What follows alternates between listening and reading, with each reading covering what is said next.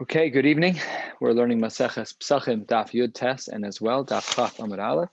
We'll be finishing at the top of Chaf Amud Beis today, 3 lines down at the two dots there. We're going to be finishing a complicated sugya that we have started all pretty much analyzing a brisa that started 4 blot ago on Daf Tes Zayin Amud Aleph, a brisa that spoke about mashkin, about whether or not liquids have the capacity to be matame other things. Therein, we saw the Shita of Rabbi Yossi, and yesterday we focused on the fact that Rabbi Yossi was mimicking his Rabbi Akiva, in regards to where he learned his opinion from. So today we're going to be analyzing the link between Rabbi Yossi's Shita and his Rabbi Akiva. That's going to be the first amud of today, and then we'll go into a number of ancillary sugyas. So let's get started. We're about 10 lines or so from the bottom of Yud Ches Amud Beis, starting with Amar Le Ravina Le Ravashi. Ravina and Ravashi, of course, were the end of the Amoraim.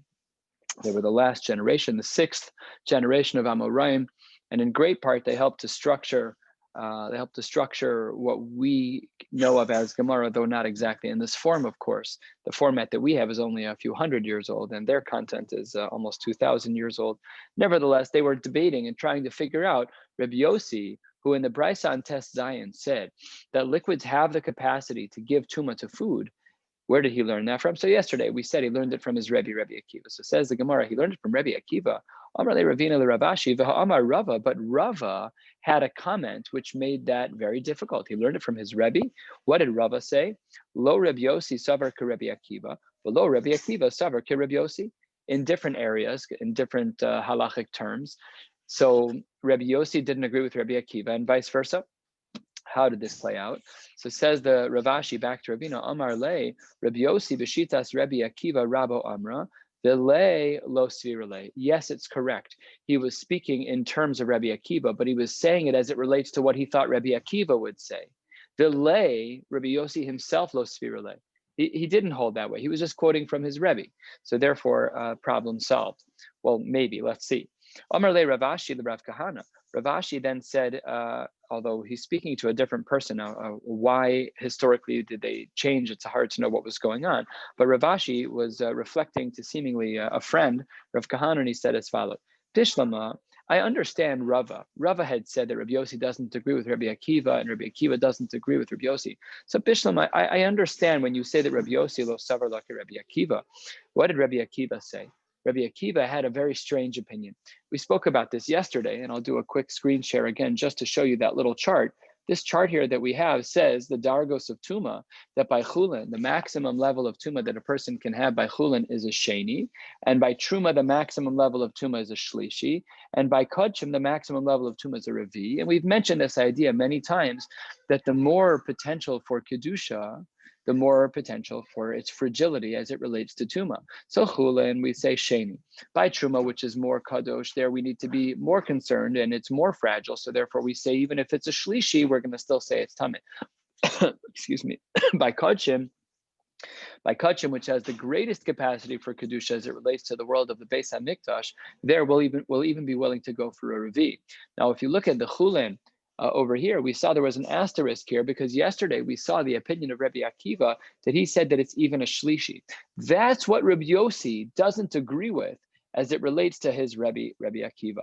So let's go back inside and let's see now how this is explained in the Gemara. And says the Gemara as follows: Amalei Ravashi the Rav Kahana, 8 lines up. Pishlama Rabbi Yossi lo savar like Rabbi Akiva. I understand that Rabbi Yossi doesn't hold like Rabbi Akiva in regards to Chulin being as fragile as we typically understand Truma to be, which is that it can be up to a Shlishi. I understand that Rabbi Yossi doesn't agree with Rabbi Akiva on that. Why? Because we have an explicit brisa, a relatively explicit brisa, where Rabbi Yossi doesn't agree with this idea. What does the brisa say? The Tanya, Amar Rav Yossi, minayin l'revi'i b'kodesh pasal. How do we know that a revi'i by Kodshim, that we all agree with, that was in the chart, that because the capacity for Kedusha with Kodshim is so high, therefore the Tuma is most fragile. So that's what the Brisa says. How do we know that by a Revi, by Kodshim, that it's possible? So we're 5-6 lines from the bottom of Yud Ches Amud Beis. V'dinhu, says the Gemara, we have a logic. We have a kal v'chomer. V'dinhu is synonymous with kal v'chomer.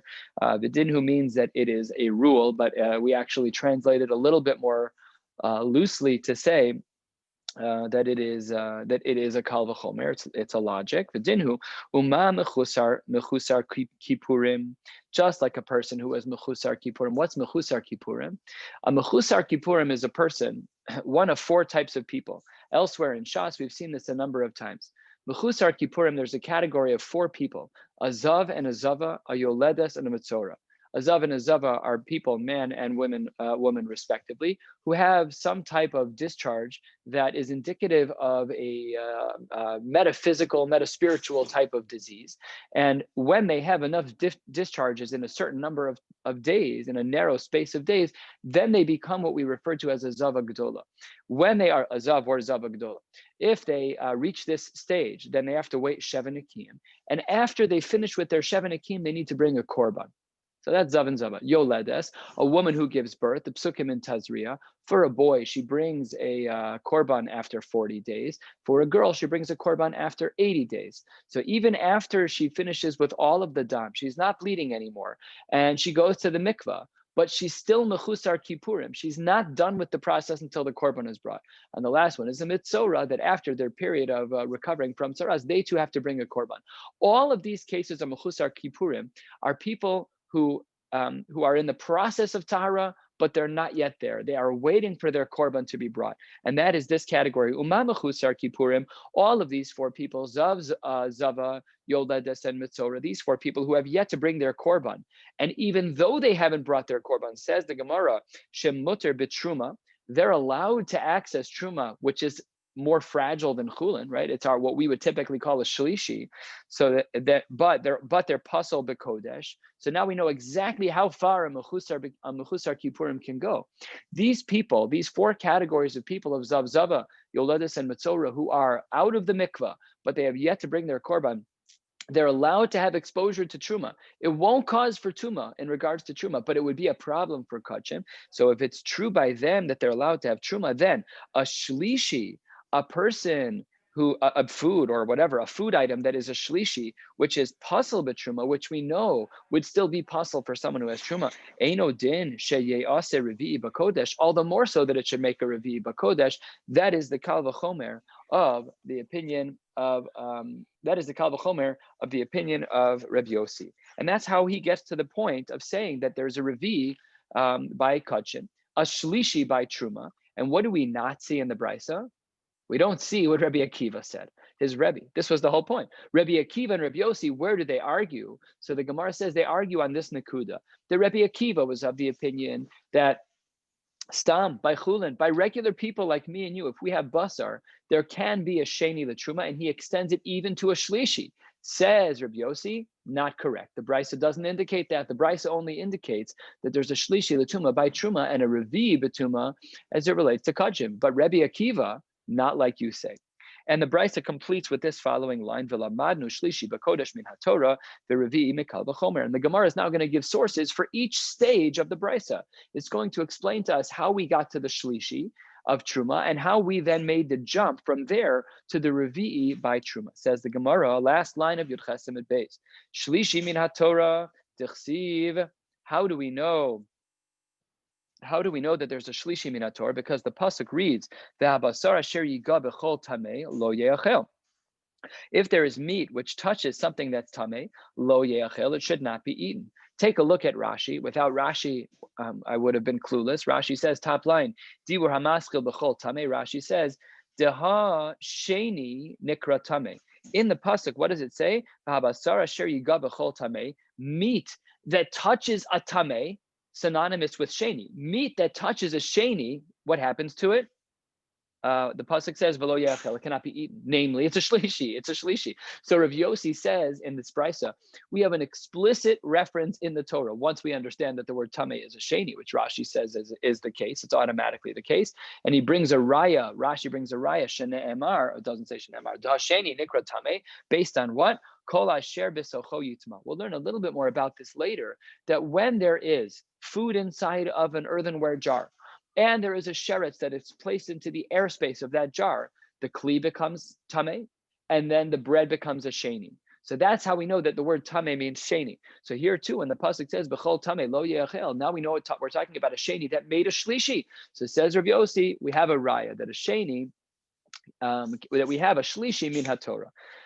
Milo askinan, aren't we obviously dealing with the fact here in this pasuk, the naga b'sheni? Obviously, that's the case. So that's how we learn that there's a shlishi min haTorah. What about the second half of the argument? We've explained how a shlishi is min haTorah. What about a revi'i? Revi'i mikal v'chomer keda amrinan. And we know that a revi'i is going to be tamei because of Rabbi Yossi's din, Rabbi Yossi's kal v'chomer that's on the bottom of Yud Ches Amud Beis that he extracted from a chusar kippurim. Good. So who's talking now? Now we're talking in the name of Rav Ashi. Rav Ashi says to Rav Kahana, I understand the first part. V'isal kadaitach savar k'Rebbi Akiva. This is such a subtle svara. V'isal kadaitach k'Rebbi Akiva. If it was true, this is so beautiful. If it was true that Rabbi Akiva, that Rabbi Yossi really held like Rabbi Akiva, that there is a shlishi letuma, even by chulin, then everything would have been different with the drasha and with the kal v'chomer. Everything would have been kicked up a notch. Because if pashut pshat in the tuma is that there's a shlishi letuma by chulin, then the pasuk has to be talking about something even higher by truma. So it says the Gemara as follows: Nisne nami revi b'truma v'chamishi b'kodesh. Had it been that Rabbi Yossi understood the world of Tuma like Rabbi Akiva did, then the drasha would have scaled everything up. Instead of learning that there's a shlishi latruma and a revi'i lekachim, which is what we hold, I would have had a havamina that had he held like Rabbi Akiva, that everything would have been scaled up a notch, because we already learned that there's a shlishi from the Mari Makomos we saw yesterday with Rabbi Akiva, and therefore these psukim would have taught us with the Kal V'chomer that there's a revi'i by truma, and a chamishi, a still more subtle level by kachim. It says the Gemara that that's not the case. So says Rav Ashi, I understand that side. I got you. I understand how Rav Yossi doesn't agree with his Rabbi Akiva. Fine. We're now 4 lines down in Yud Testament Aleph. Ella. Rabbi Akiva lo savar la. Rabbi Akiva lo savar Rabbi Yossi min Allah. How do we know that Rabbi Akiva doesn't hold like Rabbi Yossi? The Rebbe doesn't hold like the Talmud. How do we know that he doesn't hold like him? Now, the Rishonim here point out that we're specifically speaking about one thing.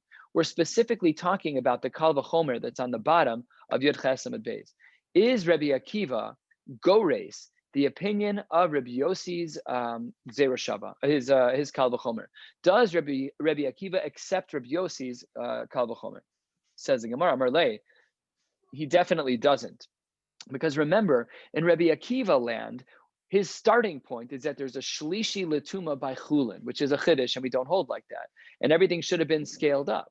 So had it been that he held of the kal v'chomer of Rav Yossi, then what would we have seen? Amar le delo lishtame tana v'lisni revi b'truma v'chamishi b'kodesh. Had it been that he agreed with Rav Yossi's kal v'chomer to use the kal v'chomer, but according to his shita, then we would have seen all over the Tanaim a unique shita, that there's a revi'i by truma, which we don't hold like, and that there's a chamishi by kachim, which we also don't hold like, and we don't see them.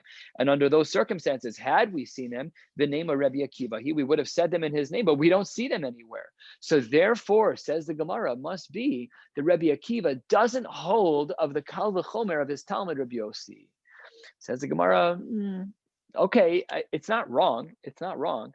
You're right that there are no brisas. There's no sources in the Tanoim that say that there's a revi'i by truma and a chamishi by kachim. That's true. But is a lack of knowledge, is a lack of finding something considered enough? So we have a principle. This I remember 15 years ago, I learned this in Hilchos Shchita. One of the Meforshim there was discussing the halachos of a woman being a shochet. So there, I think it was the Shach or the Taz, one of the Nosei Kalim, there used a line, Lo ra'inu eno raya. The fact that we don't see it doesn't mean that it can't happen. So when you don't see something, it doesn't mean everything. It's not the biggest possible proof in the world. So that's what the Gemara is saying here. The fact that we don't see a brisa that indicates, like Rabbi Akiva, that there is a revi'i of tuma by truma and a chamishi by kachim, it doesn't necessarily, it's not a strong proof. It's almost like a lack of evidence, and therefore, and that's insufficient. That's what the Gemara is asking now, 6 lines down. This is enough for you to rely upon to tell me that Rabbi Akiva disagrees with Rabbi Yossi? So Says the Gemara, Ravashi says back, you're right. Nafak Ravashi v'item Rav Kahana. We don't know who went to go search for the Mar Mekomos. They went to go look for it. Duck, they went to go look for Ashkach, and then they found the following. Now we're going to be coupling the next two sources in the Tanaim together. We're going to string them together to get this very detailed understanding of Rabbi Akiva, whereby we will see, in fact, from a source, not from a lack of a source like we thought, but from an actual source, that Rabbi Akiva doesn't hold like his Talmud, doesn't hold like Rabbi Yossi. Says the Gemara, Ditnan, Hakli, Mitzarev, Esmashe Besocho Lekodesh, Avalo Letruma. If you have a Kli, and there are pieces of kachim meat in it that are not touching one another. The Rishonim here say, let's say you have a very long bowl, okay? It kind of looks like a boat. On the right side, you have a piece of kachim. And on the left side, you have a piece of kachim, and they're not touching one another. So the halacha is that they are mitzarev. The two of them, they have the same halachic status. If one becomes tummy, the other becomes tummy, even if they're not touching one another, because they're in the same exact kli. Afal pi that they're not touching, they're mitzarev, but only by kachim and not by truma. This is very similar in theme to the idea that we've been saying by the levels of Tuma, which is that Kachim has a greater level of Kedusha, and therefore it's more sensitive to Tuma. So here too, even though they're not touching, but the fact that they're in Mitzarif, that they're in the same Kli, a distance apart, whatever happens to one happens to the other, only by Kachim because of its greater sensitivity to Tuma, but not by Truma. The Haravi'i Bakodesh Puzzle, the Hashlishi Betruma. And there's the fourth level, Haravi Bakodesh Pasal, we see that we have a Ravi Latuma as it relates to Kachim, and with Truma we have a Shlishi. This is an explicit thing. Now it doesn't say Rabbi Akiva's name yet, and that we're going to have to see in a moment, but this Brisa indicates very clearly, sorry, it's not a Brisa, it's a Mishnah. This Mishnah indicates clearly that somebody, seemingly Rabbi Akiva, holds of a Ravi'i by Kachim and a Shlishi of Tuma by Truma, which is the standard assumption. Not like we thought that maybe Rabbi Akiva would have said. No, it's like we want everyone to say and how we paskin. And how do we know that this is Rabbi Akiva?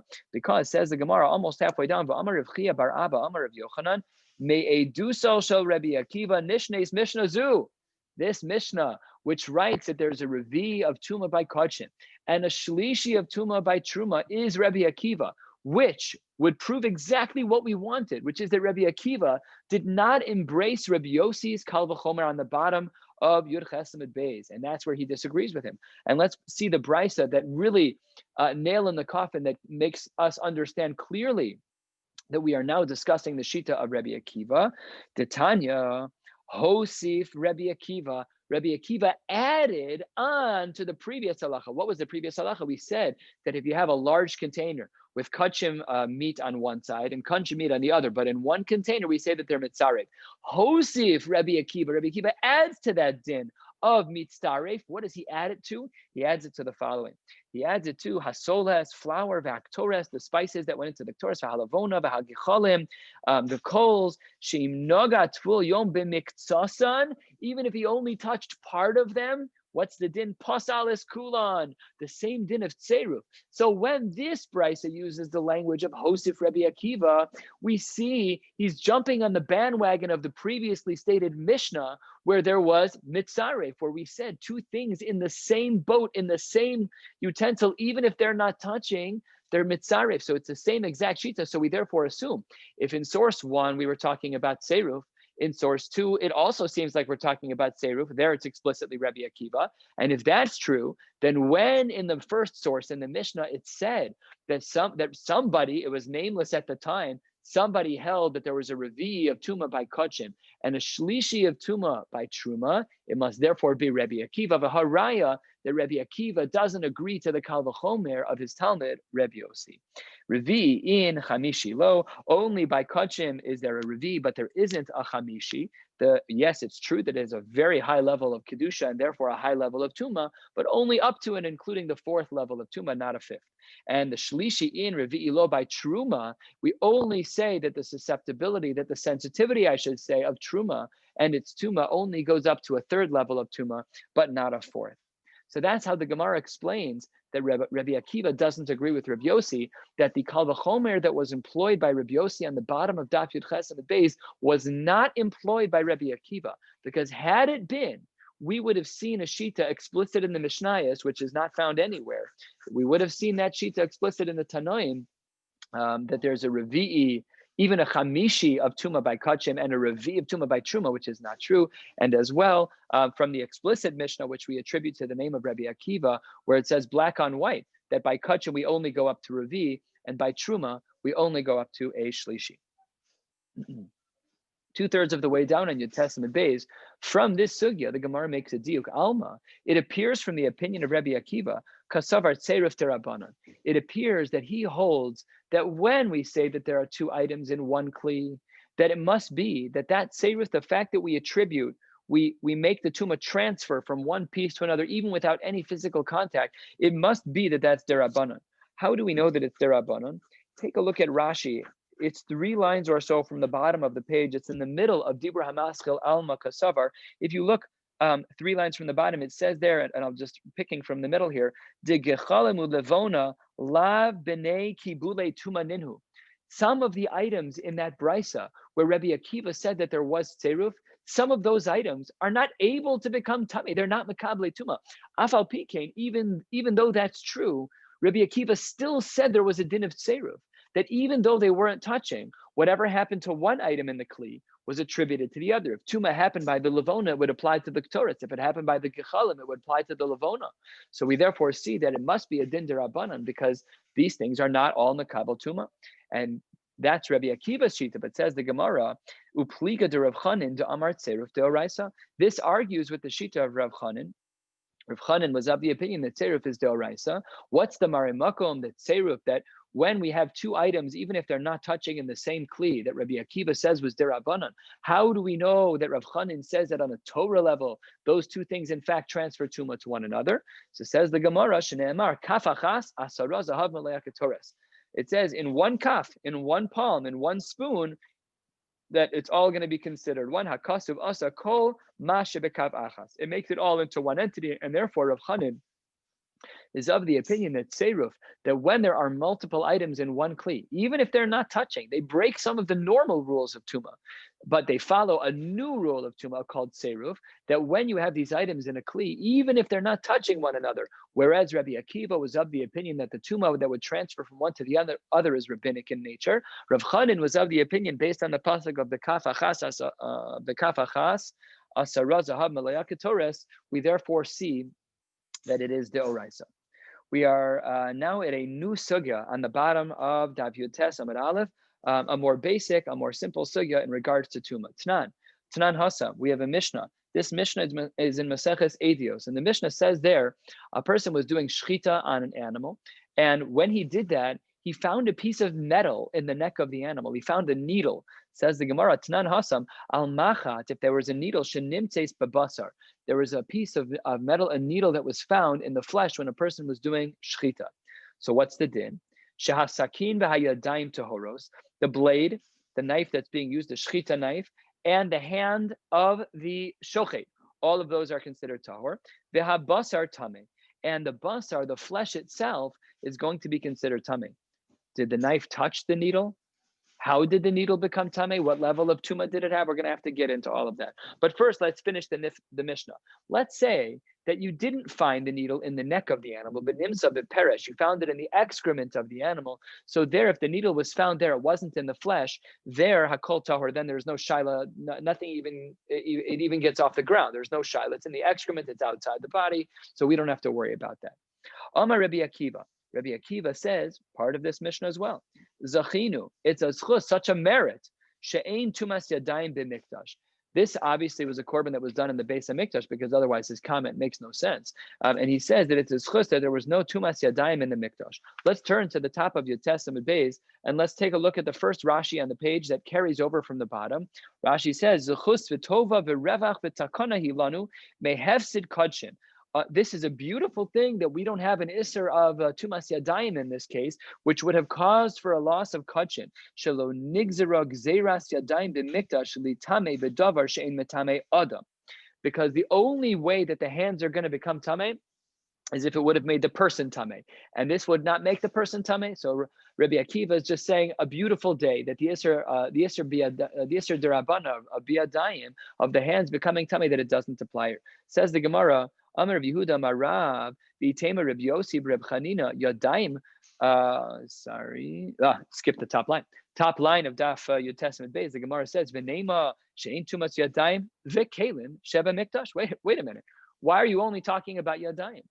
You should also be happy about the fact that it didn't make the shechita knife treif, or puzzle, I should say, or tummy. You should be thrilled about that too. Why, Rabbi Akiva, did you only include yadayim when you should have also included the kalim? It's a chiddush that both of them were not considered part of the Isser Derabanan of Tuma. So answers the Gemara, second line, Yud Testament Beis, Amar Rabbi Yehuda Marav, V'itema Rabbi Yossi Reb Chanina, Yadayim Kodem Gzeras Kalim Nishnu.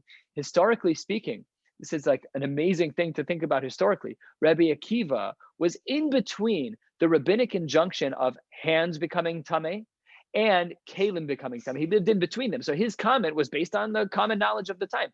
There was no second rabbinic injunction about kalim at that time. All there was what he knew, biadayim, just about the hands becoming dead. That was his comment. Says the Gemara, that's not true. And in fact, we all learn this together in Maseches Shabbos, in Perek Yitzia Shabbos, first Perek of Maseches Shabbos. Omar Rava, no. V'atarvaihu boba yom gazru. That's not true.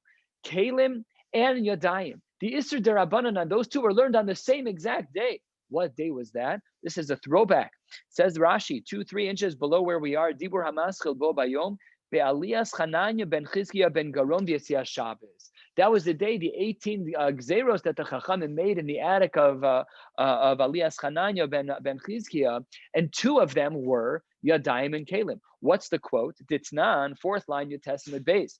HaSefer, we'll learn about this, we'll relearn about this, as Sefer. We said that Sifrei Torah, Sifrei Nevi'im, things that are written on formal parchment, they have a tumah to them. We'll see why in a minute. V'hayadayim, a person's hands. V'hatvul yom, someone who went to the mikvah but is waiting for the sun to set, for the new day to start.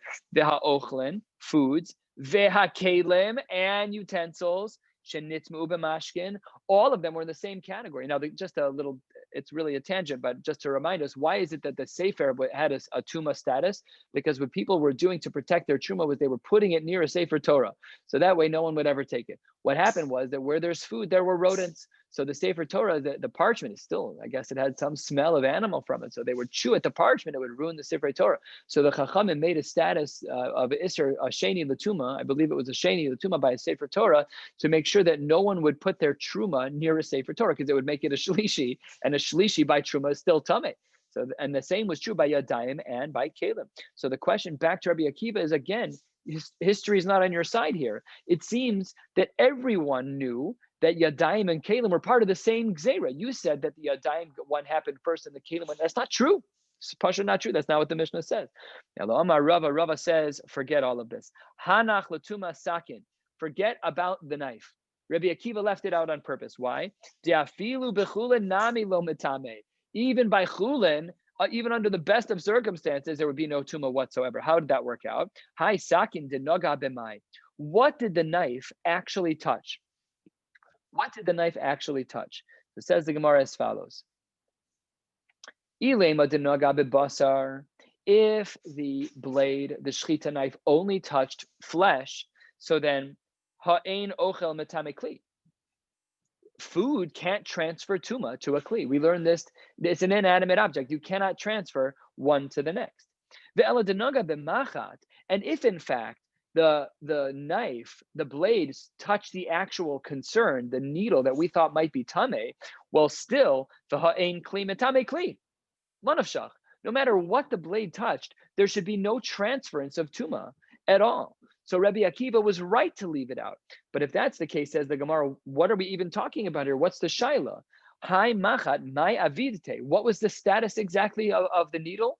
What was going on here? 10 lines down. If you want to say safek machat, we have a safek on the status of tuma of the needle. Maybe it's tameh, maybe it's not tameh.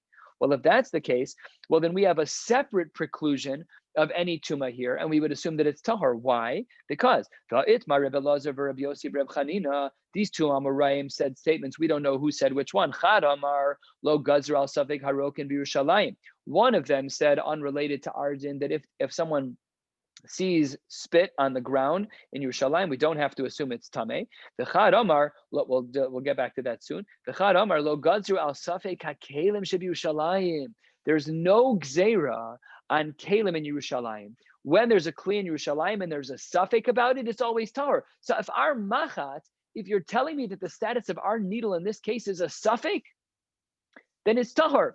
Because we already have a rule that if there's any suffix on a kli in Yerushalayim, it's tahor. So you're good to go. So what was the case here?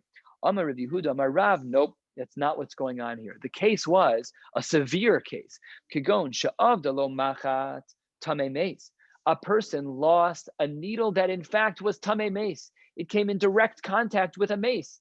It's mamish itself, an avatuma, as we learned a couple of nights ago about cherav chalal. We'll learn about this again soon. It's not like us. I have a package of needles in my house that we use for stitching buttons, for sewing buttons. Every needle looks the same, but they may have been handcrafted. They may have had their initials on them. Whatever it is, they recognize the needle. So when they were doing the shechita, they looked in the cow. They're like, Hashem Yerachim, that's the needle. That's tamei meis. That's the case we're dealing with. And that's why when we were to flip back to where we started with this Mishnah on the bottom of Yud Testament Aleph, that's why we said that the basar is going to be tamei. We said shenitmeis basar, and the knife would not be tamei. Why is the knife not tamei? Because there is nothing to transfer the tuma. So that's how our case is. Good.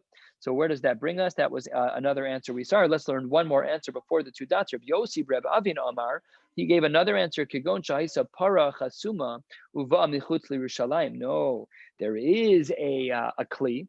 It's lav dafka. We don't know what its status is, but the only leniency on a safek kelim was in Yerushalayim, and this animal came from outside Yerushalayim. So there, where there's a safek, we're machmir. The only leniency on kelim is in Yerushalayim in the mikdash. Good, very good. This brings us to the two dots, and now the Gemara is going to jump into the sugya of these two unique comments that when it comes to rok, when it comes to spit, and when it comes to a safek and kelim, that were lenient in both cases. Says the Gemara, the two dots almost halfway down on Yud Tes Amud Beis. Gufa, Rabbi Elazar, Rabbi Yossi, Rabbi Chanina. We just saw this a couple lines ago. Chad Amar, one of them said, Lo gazra al safek haroken shebYerushalayim, that there's no gzera on spit, on saliva that we see in Yerushalayim. Chad Amar, Lo gazra al safek hakelim shebYerushalayim. And another said that there's no isser derabanan, there's no concern about a safek on kelim in Yerushalayim. So says the Gemara, why are these Amoraim saying that? Both of these are rooted in the Tanaim. Says the Gemara, Rokin Tanina, Kelim Tanina. Both of them already exist in the sources in the Tanaim. Obviously, we're going to have to learn a chiddush from each one. So let's go through them. Rokin Tanina. Where's the Mishnah that speaks about rok? It's not in the Mishnah, right? Kol harokin hanimtzam Yerushalayim tahorin. All rok, all of the saliva, anyone spits on the ground, we assume it's tahor in Yerushalayim. Chutz mishel shuk elyon, except for a specific place where we knew that there were more people who were tamei under those circumstances. So says the Gemara, why then did the Amoraim have to repeat the din? If we have a Mishnah that speaks about rok that is tahor, then I don't need an Amora later to hey, good job, Rabbi Yehuda Nasi, you did a great job there. By the way, I agree with you. The rok is tahor. No, I don't. Why would they bother repeating themselves? Answers the Gemara 2/3 of the way down. Lo tzricha. The reason why the Amora had to repeat himself, in addition to the Mishnah, was to remind us of one thing. Afal gavdi ischazek zav.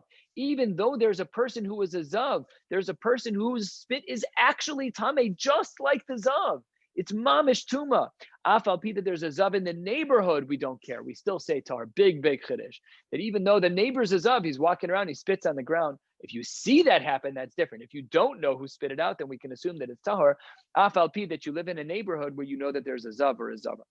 Good. Kalim tanina. Why did the Amoraim have to give us a case about the kalim? Why did you have to tell me that a case of safek about a kli in Yerushalayim is tahor? Hare, we have a Mishnah that speaks about it. What does the Mishnah say? Ditznan kol hakelim hanimtzam Yerushalayim. Any kli that's found in Yerushalayim, derech yirida lebeis hatvila tmeim. If someone's walking down the path to the mikvah to be tovel that item, then of course it's going to be tamei. Hade alma tahorin, which implies that all other ones are going to be tahor. So says the Gemara, why do we need both? Retorts the Gemara, wait a minute. If you're going to make such a diuk of hade alma tahorin, then I'm going to show you a problem with your inference. The problem is ema seifa. Look at the end of that very same Mishnah. What does it say? Derech aliyah tahorin. On the way back up from the mikvah, tahorin. What's the diuk there? Ha de alma tmein. So there are conflicting diukim in the very same Mishnah. So says the Gemara, come on. Ela reisha dafka v'seif alav dafka. That's clear. On the way down, we're just trying to show you that they're on the way to the mikvah. So the kalim that they're holding to Tovel, pashut that they're not usable. That's obvious. But on the way back, the language was not meant to be inferred from. So on the way down, when it said that they're tahorin, yes, you have room to make the diuk, but all other ones are tahor. That's correct. In which case, our question stands: why do we have an amora plus this marim makom? And the second time it says it in the Mishnah that it says that on the way back from the mikvah they're all tahorin was not to imply that all other ones were tamei. Don't make an inference from the second phrase.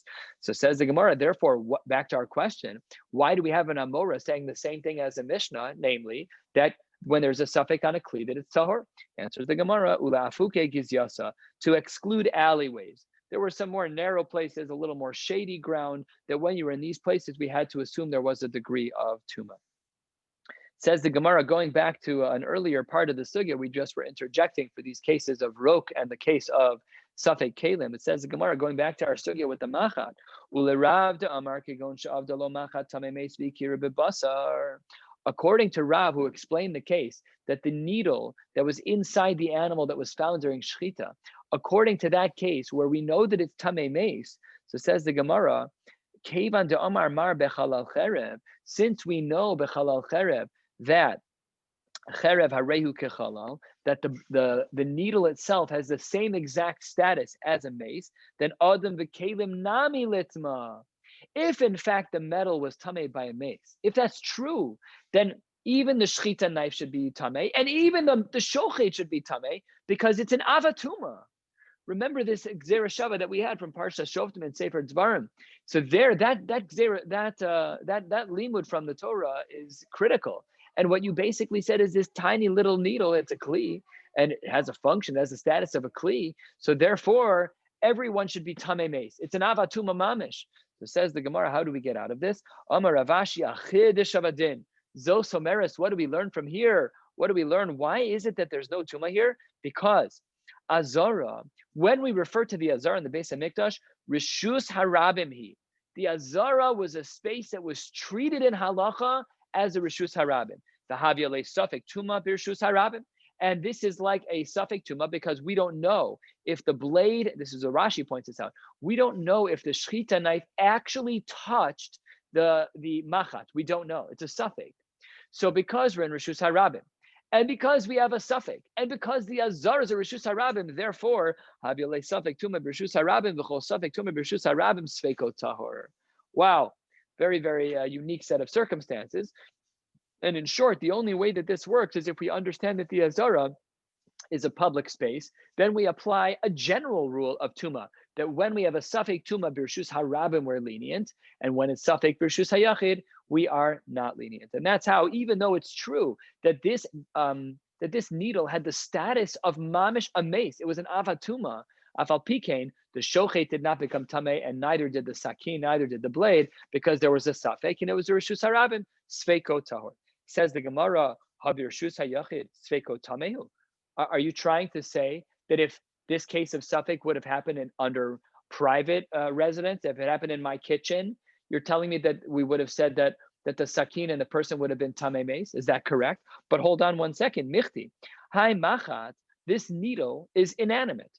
It's a davar she'ein bo dasli sha'elhu. It's something that you can't talk to. And in a vacuum, as a general rule, in a vacuum, when we have a suffix, here's the rule: v'chol davar she'ein bo dasli sha'el. 4 lines from the bottom of your Testament base. Wherever we have a case where you're not able to discern by talking to a person, you can't figure out what's going on with the tuma. As a general rule, bein birshus harab and bein birshus yachid sveiko tahor. You wanted to give me this whole sophisticated answer that the Azara is a Bershus Harabim and it's a suffix and something to Bershus Harabim. No, if it's an inanimate object and we can't ask the needle, it's not a person, well, then it doesn't make a difference where it is because we can't ask this entity. So therefore, it should automatically be tahor if there's a suffix. Says the Gemara, in a vacuum, that's true, but this isn't in a vacuum. This suffix had human intervention. What was a human intervention? 3 lines from the bottom. Mishum dahave safek tuma ababi de adam. It's not stam. We have a suffix about a needle. It was a needle that maybe was touched by the maisa of a person when he did the shechita. And because there was human intervention, we don't look at that in a vacuum. It's true. That's absolutely right. In a vacuum, when it's an inanimate object, we would say sveko tahor, because we can't talk to the needle. But here it's not purely in a vacuum. There were other circumstances. There were extenuating circumstances.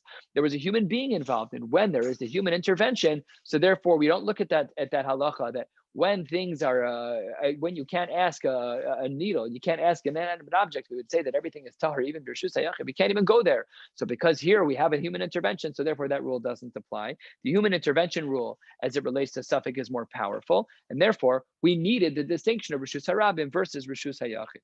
The Amar Rabbi Yochanan suffix tuma haba bidei adam. When there is a suffix tuma where there's a human intervention, he wasn't functioning alone. He was doing something biyadayim, which led to the suffix. So therefore, it trumps the previous rule, and therefore, nishalin aleha. What is nishalin aleha? We're going to ask it.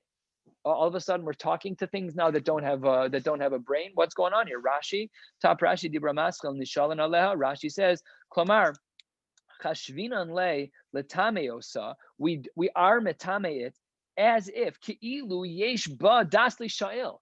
Namely, we don't treat it like that in a vacuum case. We treat it like the human intervention case, and therefore the regular rules of that vacuum case don't apply. So therefore, we need a distinction of Reshus HaRabim versus Reshus HaYachid to make it tahor. Otherwise, it's taka going to be tameh.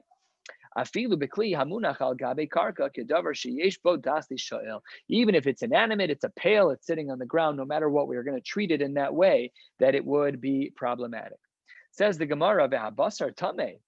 Fascinating. The needle that was found inside this animal made the basar tameh.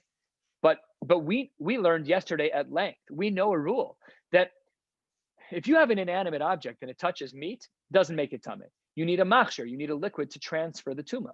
You have two pieces of meat, you have two needles. It doesn't make a difference. Unless there's one of the Yad Shachatam, the acronym of Yad Shachatam.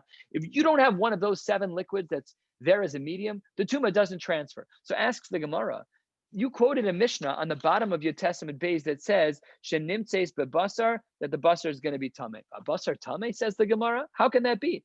Hi basar di is kasher b'may. What liquid medium was there to make the needle tameh? To make the basar tameh? Excuse me. How did the needle get its tuma from the needle to the meat? There's no liquid there.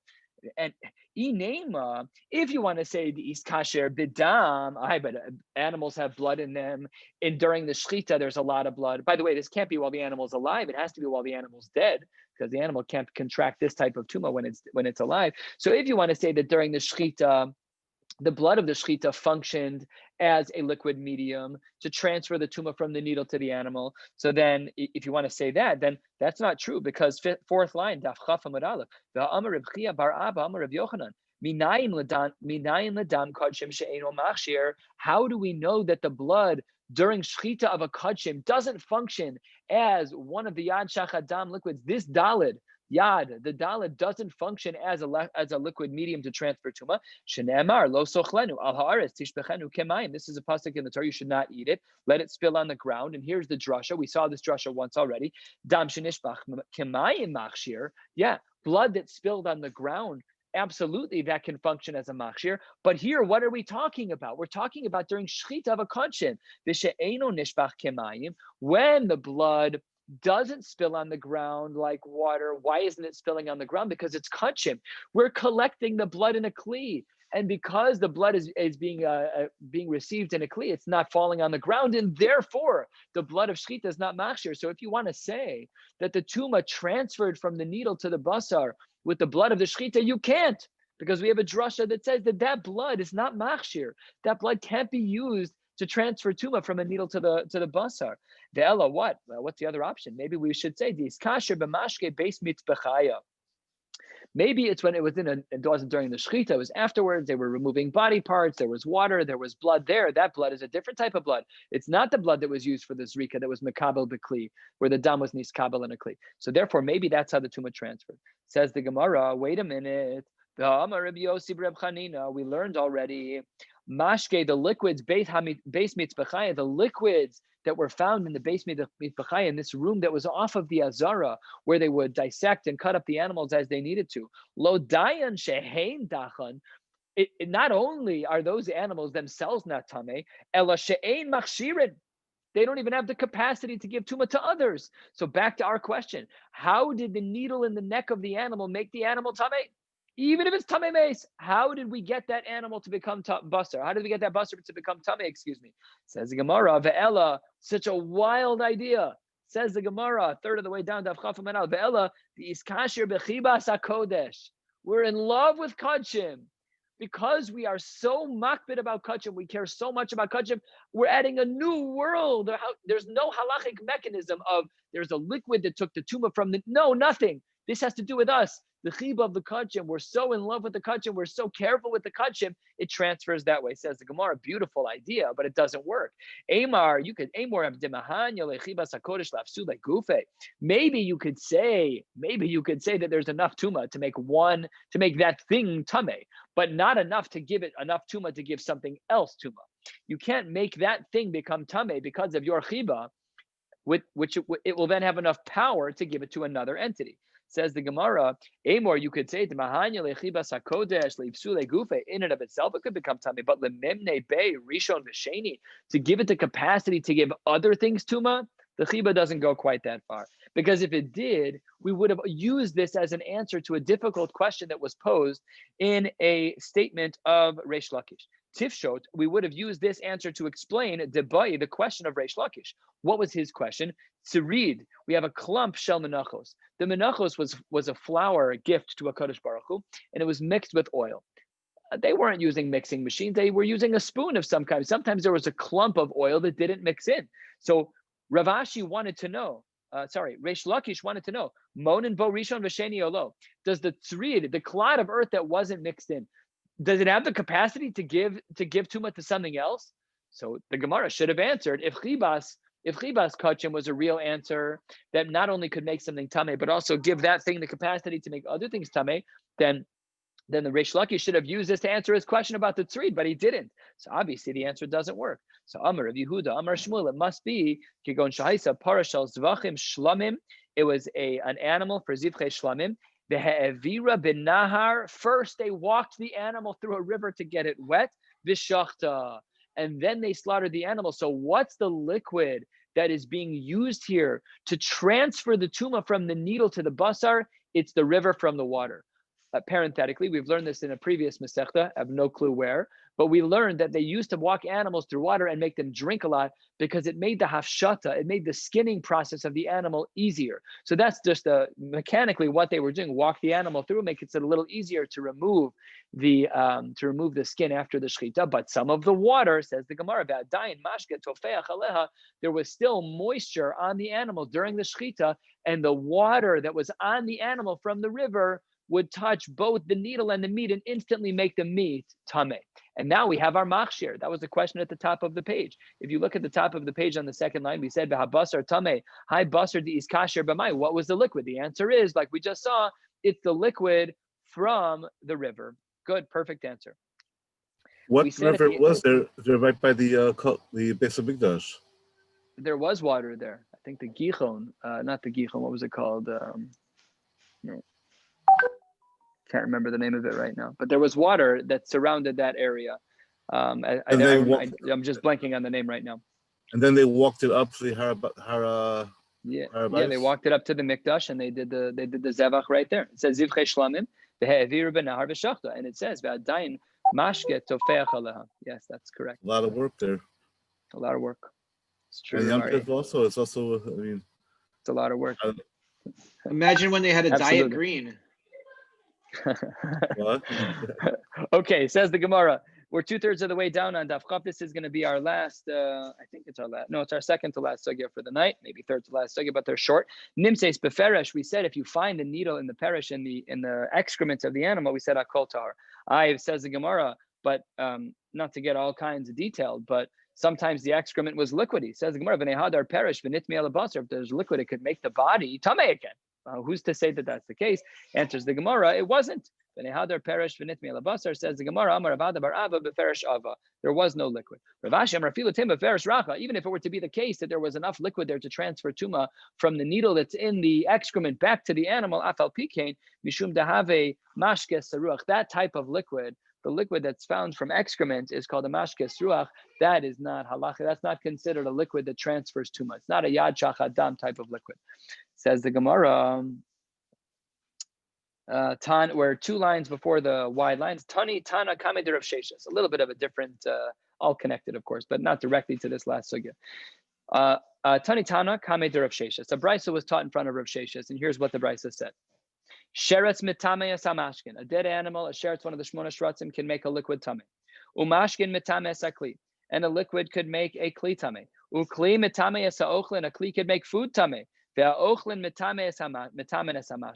levels. These are the 4 levels. Says the Gemara, strangely, v'lamadnu shalosh tumos b'sheretz.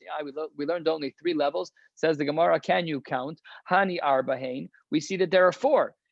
Just look back a line up. What does it say? We said that the sheretz is mitame mashkin, which can then lead to the kli, which is then to the ochlin, and then it can even lead to more mashkin. Says the Gemara, you're right, but goes mashkin to ratio. We're going to remove the first time it says mashkin. We don't need to learn the same halacha twice. Says the Gemara, why'd you remove the first one? Adir Rabba, goes mashkin to seifa. You should remove the second one. Says the Gemara, lo ashkechan tana da amar mashkin tmein kli. The only tana that we had who would say that a mashkin could make a kli tame was Rabbi Yehuda, but the Hadarbe, and he was the one who actually removed that b'simanech nizyasa. And in order to remember, you should think about nizyasa. Rashi here details how to make beer nizyasa. 5 lines from the bottom, nizyasa. Seder matile shechar. How shechar seorin. They made like a barley beer or a hops beer. Tchila nostin kli. First get the barrel. V'achar kach ochel, then you put in the hops, then you put in whatever you're going to draw flavor from. And after that, you put in whatever you need, the liquid that's on top. So those are the 3 things that should be included in this brisa that's presented to Rav Papa. 4 lines from the bottom. Tanan Hassam, we have a Mishnah that is elsewhere. This Mishnah is found in Maseches Shabbos and Kuf Lamed Ches. We learned it about 100 blot ago. More, 120 blot ago. Tanan Hassam, sheretz shenimsa betanur. If you have a sheretz, one of the shmona shratzim that's in the airspace of an oven. Hapas shebesocho shnia. The bread that's in there has a status of a sheni latuma. Mipnei she'atanur tchila. The tanur is the first, and the tanur gets the tuma from the sheretz. It becomes a rishon, and then it makes the bread tame.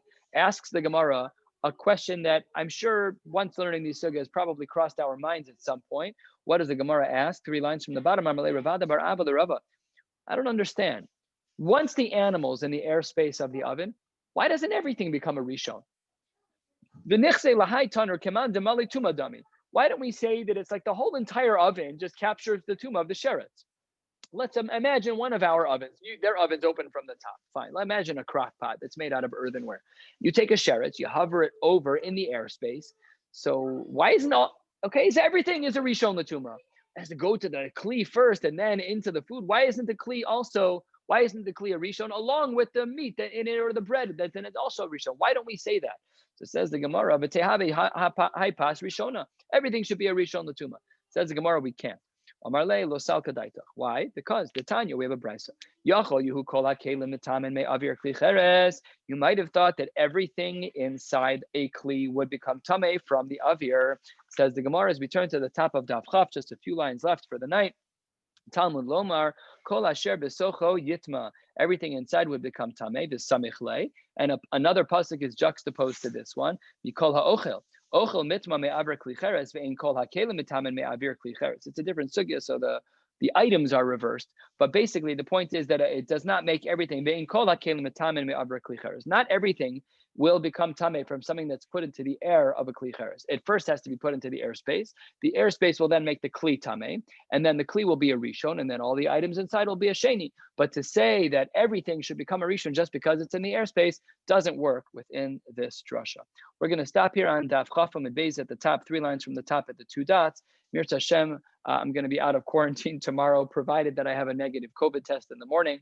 And if so, we will be in Shul on Shabbos, masked and socially distanced to learn Daf Chafam and Beis and Daf Chaf Aleph.